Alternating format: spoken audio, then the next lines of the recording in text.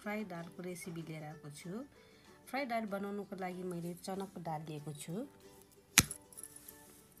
यस्तो चनाको दाल म भिजाउनलाई छोडिदिन्छु अहिले।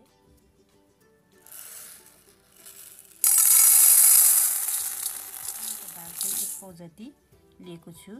यसमा भिजाउँदै छु मैले भिजाइसकेँ। म आधा घण्टाको लागि मैले छोड्दैछु। मैले आधी घण्टा पनि भइसक्यो यो चनाको दाल भिजाएको।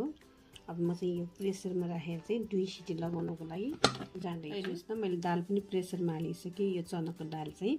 अब म चाहिँ ग्यासमा यो चढाउँदैछु। 2 सिटी हाल्दैछु मैले दाल।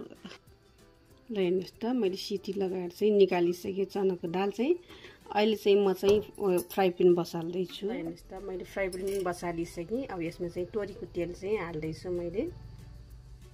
3 चम्चा जति चाहिँ मैले तोरीको तेल हालेको छु। नभए यसमा घिउ हालेको पनि हुन्छ। मैले चाहिँ तोरीको तेल हाल्दैछु। तेल पनि तात्यो। अब म जिरा हाल्दैछु यसमा। जिरा पनि डर्यो। अब तेजपत्ता 2टा पनि हाल्दैछु। तेजपत्ता पनि हालिसकेँ मैले। अब एउटा ठुलो प्याज एउटा पनि हाल्दैछु चटनी गरेर। मैले यो खोर्सानी रातो खोर्सानी पनि 2टा हाल्दैछु। यसरी टुक्रा गरेर हाले पनि हुन्छ। चलाउने यसरी मजाले यस्तो मजाले चलाइदिनु होला।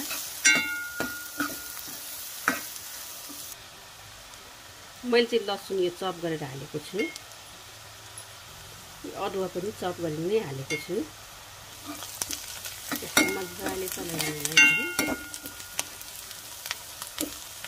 एकदम मिठो मगमग बनाइरहेको छ। यो खुर्सानी चप गरेर पनि मैले हाल्दैछु। मजाले रातो हाल्दैछु। ल हेर्नुहोस् त प्याज पनि रातो रातो भयो। अब चाहिँ यसमा टमाटर पनि हाल्दैछु मैले। एउटा ठुलो सेरी टमाटर हालेको छु। यसलाई पनि मजाले यसरी चलाइदिनु होला। यो टमाटरलाई चाहिँ अलिक पकाउनको लागि चाहिँ म चाहिँ 5 मिनट जति छोप्दैछु। मन्दिरको खोलेर हेर्दैछु। ल हेर्नुहोस् त मजाले यो टमाटर पनि गल्यो।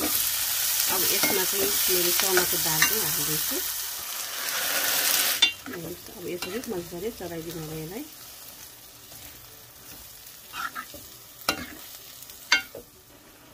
अब चाहिँ म यसमा चाहिँ मसला हाल्दैछु।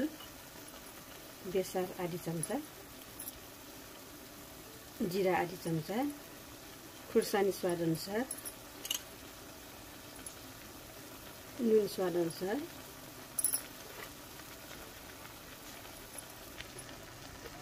मैले हिङ पनि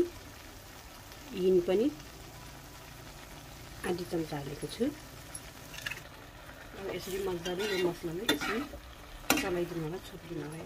म यसमा चाहिँ पानी थोरै हाल्दैछु। यस्तो चलाएर यो पानी हालिसकेँ मैले। यसरी चलाएर चाहिँ यसलाई 5 मिनटको लागि फेरि छोपिदिनु होला। हेर्नुहोस् त लगभग यो पाक्यो। अब यसमा चाहिँ यो धनिया लास्टमा यो धनिया चाहिँ हाल्दैछु मैले। अब यसरी मजाले चलाइदिनु होला। एकदम मिठो बास्ना आइरहेछ। कलर पनि हेर्नुहोस् त कस्तो राम्रो मजाको आएको छ। हेर्नुहोस् त पाक्यो। म ग्यास अफ गर्दैछु। म अब यो सर्भ गरेर पनि देखाउँदैछु। हेर्नुहोस् त मैले सर्भ गरिसकेँ। हजुरहरूले पनि घरमा यस्तै गरेर बनाएर खानु होला। रोटीसँग खा पनि हुन्छ, खानासँग खा पनि हुन्छ। हजुरहरूले पनि घरमा यस्तै गरेर बनाएर खानु होला। मेरो भिडियो मन परेमा लाइक, कमेन्ट, सेयर, सब्सक्राइब गर्न नभुल्नु होला।